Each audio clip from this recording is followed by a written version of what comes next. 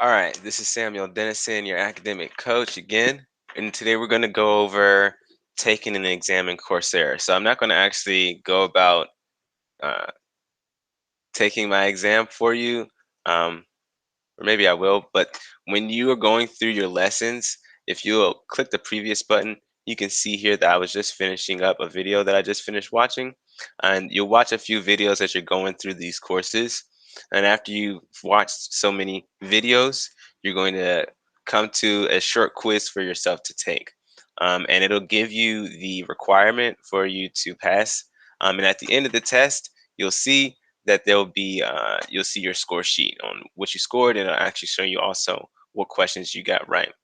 So if you start the test, you'll see that all of your questions are here on the test all at once, and you'll see the points for each question. And there aren't too many questions.